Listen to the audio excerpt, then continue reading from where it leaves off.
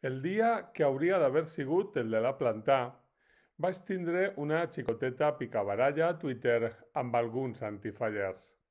Va ser poca cosa en realitat, les he tingudes de molt pitjors. Només es va saldar amb 3 bloquejos. I és que jo m'havia trobat algunes piulades disperses celebrant que no hi hagueren falles, i en la meua vaig reiterar amb el to sintètic requerit per eixa xarxa social que els qui diuen eixes coses són uns desarrelats, uns senyorets o uns desclassats. És de veres que aquesta formulació podria matisar-se, però continuo pensant que és bàsicament correcta. No parles clar dels qui simplement no els agraden les falles, sinó dels qui les menyspreen o les odien obertament, dels qui quasi fan un element identitari de la seva condició antifallera. Uns dies després, encara en eixa setmana fallera sense falles, em va escriure un professor meu de la Facultat de Filologia, avui ja jubilat, un home molt savi, una de les persones que més admire i respecte intel·lectualment. Com que em coneix, em va preguntar si havia vist una vinyeta a la cartelera Túria a la qual li trobava molt poca gràcia i que a més li semblava ancorada en llocs comuns de 40 anys enrere. El meu professor, a més de ser molt savi, va conèixer el gran Regino Mas, amb la qual cosa té una perspectiva ampla i profunda del que és el món de les falles. Esperonat per la curiositat, vaig trobar la vinyeta en qüestió i, efectivament, va ser tota una troballa, perquè involuntàriament sintetitza el lloc des d'on miren els antifallers. En realitat són dues vinyetes. Els protagonistes són 2 homes d'edat indefinida, un amb barba i altre sense, un assegut davant d'un ordinador i l'altre de peu darrere amb posat protector, posant-li una mà al muscle. Estan en un pis interior caracteritzat com guai, amb una estatueta i un quadre avantguardistes i una pila de llibres a la taula. Són gent intel·lectual, progres de bé.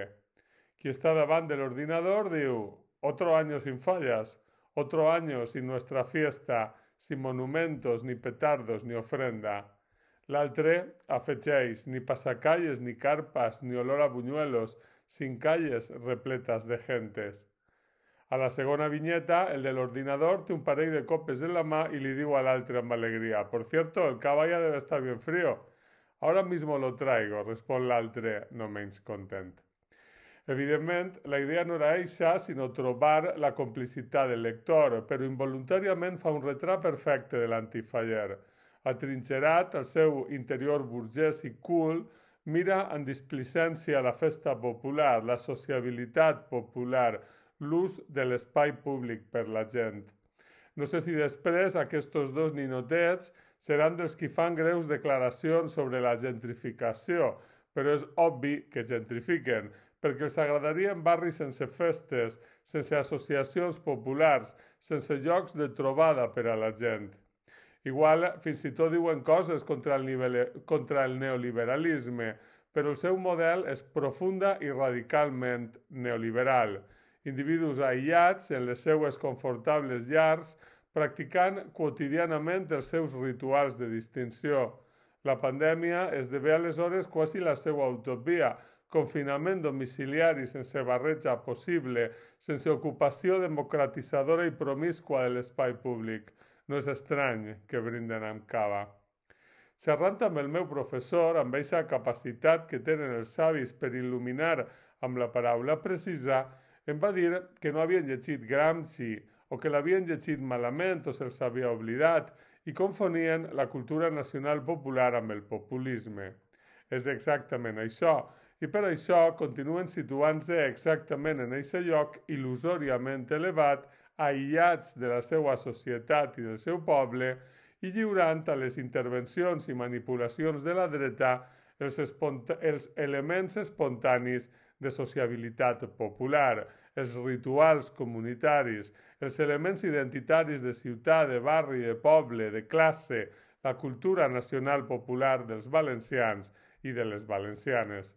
Fan així involuntàriament el joc a la dreta rància, populista i alegrement provincial, la pinça perfecta, s'aïllen, s'alienen del seu poble per sentir-se superiors, ho fan a més de manera agressiva i deixen el terreny lliure perquè els cacics de tota la vida i els hereus del franquisme creen la ficció paternalista que ells sí entenen el poble i que els agrada el mateix.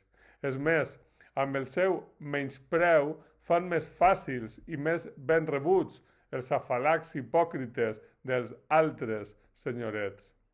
Afortunadament, com em deia el meu mestre, esta vinyeta es veu avui vella, com d'un altre temps, i avui la festa de les Falles és més plural i més diversa i cada vegada més gent s'acosta a ella sense prejudicis. I aleshores mira i veu i descobreix una valuosíssima xarxa d'associacions populars en cada barri de moltes de les nostres ciutats i dels nostres pobles. I cada vegada és més fàcil proclamar-se, com jo faig cada vegada que tinc ocasió, filòleg, faller d'esquerres i sentimental. És clar que les Falles tenen moltes coses a millorar, moltes d'elles efectivament produïdes per la seva conversió en festa de masses i atiades històricament pel populisme clientelista de la dreta local. Però cal mirar més enllà i amb més profunditat i entendre plenament l'important fenomen social, identitari i cultural que són, que eren ja abans que ho reconeguera la UNESCO. Per això, crec que resulta tan molest tindre que suportar en un melancòlic dia 15 de març, sense plantar, l'alegria desafiant dels antifallers practicant la baratíssima distinció casolana, perquè així no cal ni llegir.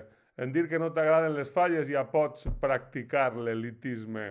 Són, afortunadament, elements residuals d'aquell agost divin que no estimava el seu poble, que es definia per oposició al seu poble. I crec que per això resulta més perceptible que mai el gest classista i arrogant del senyoret, el posat sobreactuat del desclassat.